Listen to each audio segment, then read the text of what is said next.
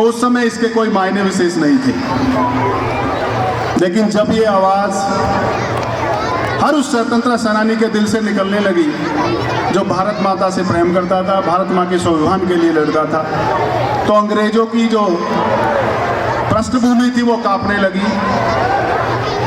1896 में जब कांग्रेस के अधिवेशन में इसको पहली बार गाया गया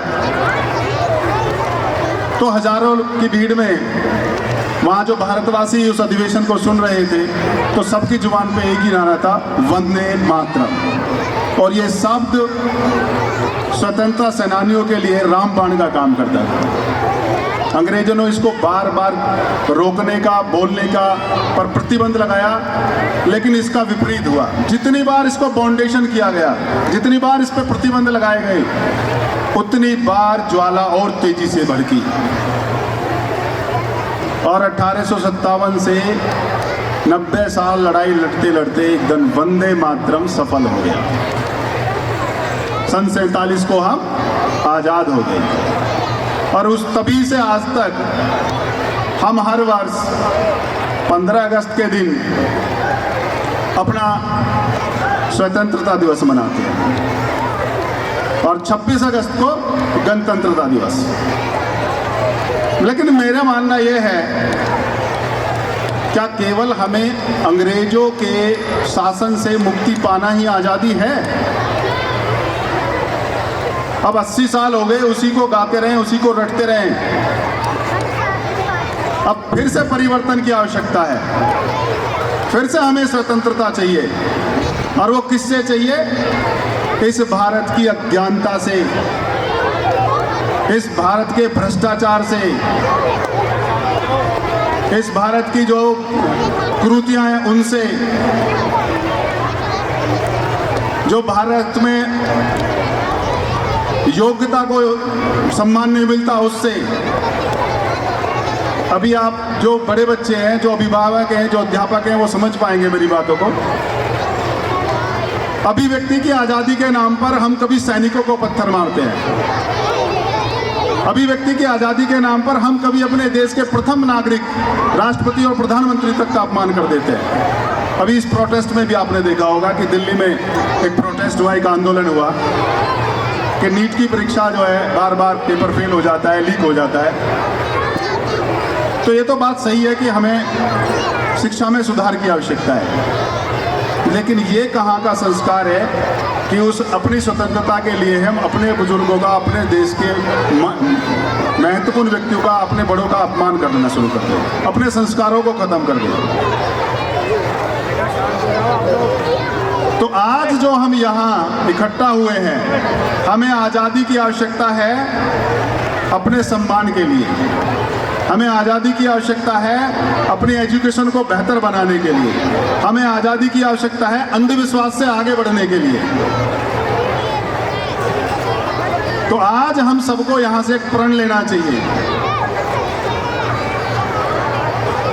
कि हम पूरी ईमानदारी, निष्ठा और कर्तव्य निष्ठा के साथ अपने कर्तव्यों का पालन सदैव करेंगे और भारत को विकसित बनाने में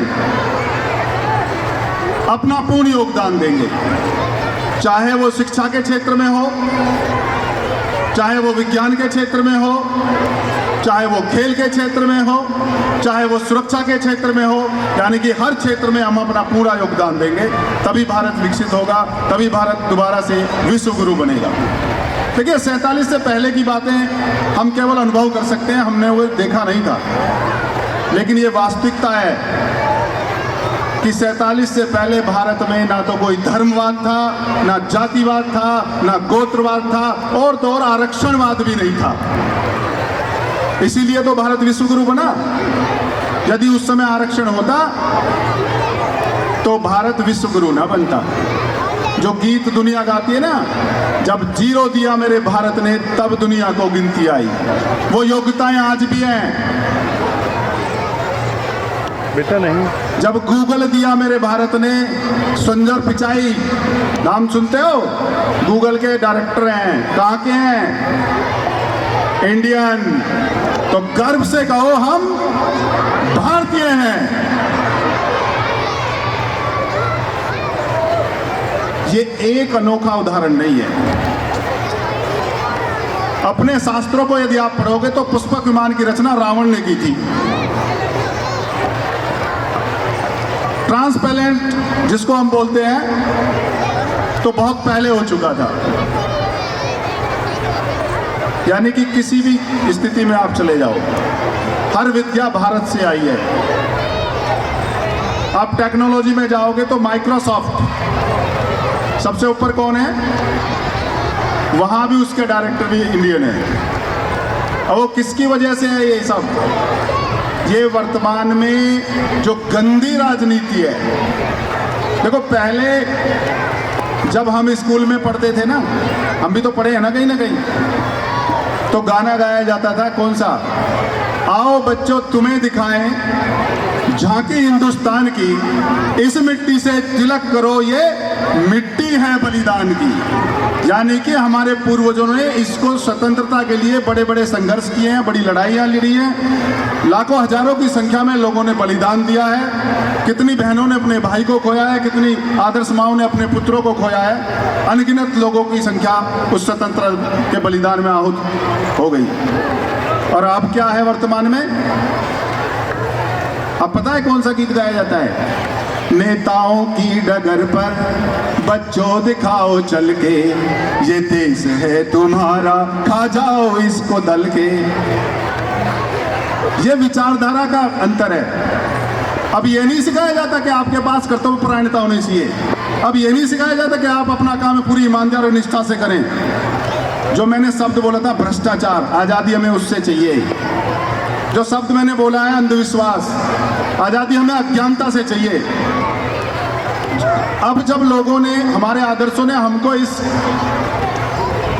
अखंड भारत को, अखंड संस्कृति को, हमारे संस्कारों को सुरक्षित रख करके आने वाली पीढ़ी को सौंपा, तो उसका कर्तव्य, उसका दायित्व बनता है कि वो उसको सुरक्षित रखें, अपनी परंपराओं को जीवित रखें, अपने संस्कारों को जीवित रखें और शिक्षा के आयाम को विश्व घर पर ले जाएं, ताकि भारत दोबारा से विश्व गुरु बने, भारत दुनिया का आइडियल बने।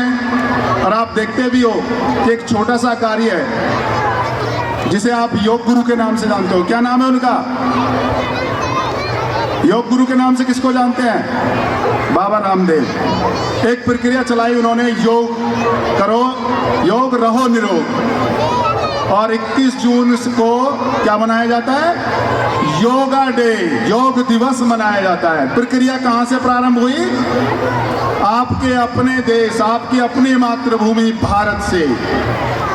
तो वो शक्ति, वो ज्ञान, वो आस्था, वो विश्वास आज भी है। जरूरत है अंधकार को दूर करने की, जरूरत है अपने आप को जागृत करने की, जरूरत है अपने संस्कारों और रीति रिवाजों को जिंदा रखने की। देखिए, देश का प्रधानमंत्री बार बार अनाउंसमेंट करता है अपने संस्कारों को जीवित रखिए। देश के मुख्यमंत्री, जो प्रदेशों के अच्छे सुदृढ़ मुख्यमंत्री हैं, वो आह्वान करते हैं। योगी जी ने भी आह्वान किया था 2 महीने पहले कि टेक्नोलॉजी का प्रयोग होना चाहिए, बहुत अच्छी बात है, लेकिन 12 साल से कम के बच्चों को मोबाइल से दूर रखें। यूट्यूब चैनल पे रील्स और शॉर्ट वीडियो में उनका जीवन अंधकार में ना डालें। तो ये आह्वान करने की आवश्यकता पड़ती है क्या अभिभावक स्वयं जागरूक नहीं है? यानी कि हर छोटी से छोटी चीज हम दूसरों से सीखने के लिए निर्भर हो गए हैं। तो कैसी परंपरा हम लोगों ने चला दी। तो इसमें मैं आग्रह करूंगा, विशेषकर अपने जो अभिभावक बंधु हैं और जो 12th और 10th क्लास के बच्चे हैं विशेषकर, वो इन चीज़ों को फॉलो करें कि जितनी आवश्यकता हो। यानी कि टेक्नोलॉजी बुरी चीज़ नहीं है, विकसित भारत के लिए बहुत ज़रूरी है, अपने स्वयं के विकास के लिए बहुत ज़रूरी है, लेकिन यदि हम उसका दुरुपयोग करेंगे तो वो उतनी ही खतरनाक साबित होगी। देखिए, अब इलेक्ट्रिक के माध्यम से मेरी आवाज़ बहुत दूर दूर तक जा रही है। यदि बिजली के नंगे तार को मैं पकड़ लूँगा तो क्या होगा? तो मुझे क्षति पहुँचेगी या नहीं? सीधा सीधा सा मतलब वही है। बड़े बूढ़े हमारे कहते हैं कि दूध, दही, देसी घी बहुत ताकतवर होता है, बहुत कैल्शियम होती है, लेकिन यदि मात्रा से अधिक उनको यूज किया जाएगा तो क्या होगा? डाइजेशन सिस्टम खराब होगा या शुद्ध होगा? खराब हो जाएगा। यानी कि किसी भी ज्ञान को सदुपयोग करेंगे तो विकास करेगा, हमारा विकास होगा, हमारी योग्यताएं बढ़ेंगी, हमारा बल बढ़ेगा। और यदि उसका हम किसी भी संसाधनों का दुरुपयोग करते हैं तो क्या होगा? वो नुकसान ही देगा। जैसे कि पानी का दुरुपयोग सबसे ज़्यादा हम करते हैं, बार बार आता है ना सेव वाटर। आरओ क्यों लग गया? अब से 20 साल पहले तो आरओ का नाम नहीं सुना था किसी ने। कि इससे पीछे वाले बच्चे, आने वाला समय जब हम छोटे थे ना, आपके जैसे जैसे आगे छोटे बच्चे बैठे हैं सेकंड थर्ड वाले, तो बाबा कहा करते थे बुजुर्ग गांव के कि बेटा एक दिन ऐसा आएगा कि पानी बोतलों में बिकेगा। वो हमने देख लिया। तुमको हो सकता है देसी घी के इंजेक्शन लगने पड़ाएं। ये रियल है, रियल वास्तविकता है। तो ये प्रक्रिया आप लोगों को निभानी है। जैसे अभी आपके प्रधानाध्यापक ने बताया था कि एक हफ्ते पहले लोकसभा में जो सदन होता है उसका एक परफॉर्मेंस किया गया था बच्चों के माध्यम से। तो वहाँ भी मैंने बच्चों को बताया था। उनमें से 2 परफॉर्मर तो यहाँ आए भी थे, अमित शाह जोशी जी, जो वर्तमान में एजुकेशन मिनिस्टर बने हैं। अभी कहाँ है बच्चा? वो हर्ष नाम है ना उसका। तो बहुत अच्छी परफॉर्मेंस उसकी थी।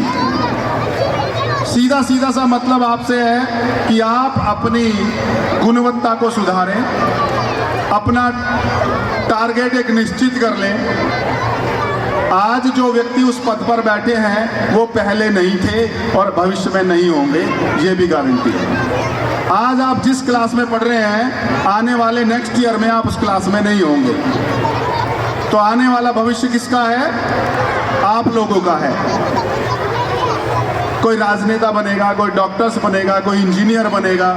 तो जिन बातों पे हम चर्चा कर रहे हैं कि भाई आरक्षण मुक्त भारत हो, अंधकार मुक्त भारत हो, अंधविश्वास मुक्त भारत हो, तो उनमें परिवर्तन कौन करेगा? फिर आप लोग जब सामर्थ्यवान होंगे, सत्ता जब आपके हाथ में होगी, सर्वोच्च पद जब आपके हाथ में होंगे, टेक्नोलॉजी जब आपके हाथ में होगी, तो आप सक्षम होंगे हर स्थिति में, हर संविधान में संशोधन करने के आप सार्थक होंगे, समर्थवान होंगे, तो परिवर्तन कर सकते हैं। यदि भारत की आज़ादी से पहले यदि धर्मवाद, जातिवाद होता, आरक्षणवाद होता, तो ये गारंटियां आज भी हम गुलामी होते। और मानसिकता से तो हम आज भी गुलामी ही हैं। तो हमें जरूरत किस चीज की है? अपनी विचारधारा को बदलने की। मेरा मानना तो यह है कि सच्ची श्रद्धांजलि जिन लोगों को हम याद कर रहे हैं कि उनके जीवन से, उनके आचरण से, उनके आदर्श कार्यों से कुछ हम सीखें, उनके गुणों को जीवन में धारण करें और उनका जीवन में इम्प्लीमेंट करें, तभी सच्ची देशभक्ति है। ऐसा नहीं है कि हम बॉर्डर पे जाएंगे, दुश्मनों को मारेंगे, वही देशभक्ति है।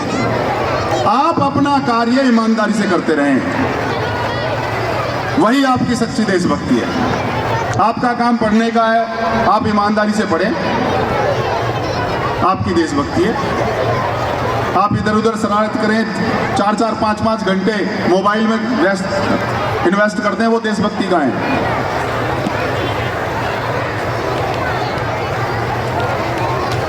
हर व्यक्ति, चाहे वो किसान हो, है ना, चाहे वो मजदूर हो, चाहे वो सफाई कर्मचारी हो, चाहे वो डॉक्टर्स हो, इंजीनियर्स हो, यानी कि यदि हम अपना काम ईमानदारी से करते हैं तो हम अपने परिवार के प्रति, अपने समाज के प्रति और अपने देश के प्रति समर्पित हैं। यदि हम अपना कार्य ईमानदारी से नहीं करते तो हम ना स्वयं के प्रति समर्पित हैं, ना अपने समाज के प्रति और ना अपने देश के प्रति। देश तो बहुत दूर रह गया, अपना खुद का विकास नहीं कर पाएंगे हम। मैं बार बार कहता हूं कि भगवान से हमें क्या प्रार्थना करनी चाहिए, विनम्र भाव से, अहंकार में नहीं।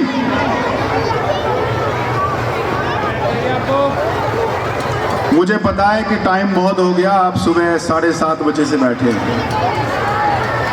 आप बड़े प्रिय और अनुशासित बच्चे हैं। अपने लिए क्लैपिंग करो जोरदार, फिर मैं अपने भाषण को, संबोधन को विश्राम दूंगा।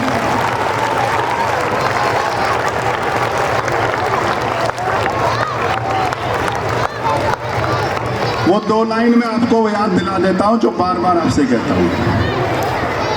हमको मन की शक्ति दे न मन विजय करें, हमको मन की शक्ति दे न मन विजय करें, हमको तन की शक्ति दे न तन विजय करें। दूसरों की जय से पहले, दूसरों की जय से पहले खुद की जय करें, खुद की जय करें। तो किसकी जय करनी है आपको? कब कर पाओगे? जब आप श्रेष्ठ विद्यार्थी बनोगे, जब आप अच्छे संस्कारों का अर्जन करोगे, जब आप अपने माँ बाप के सम्मान का ध्यान रखोगे, तो आप अपनी जय, अपने परिवार की जय, अपने समाज की जय अवश्य कर पाओगे।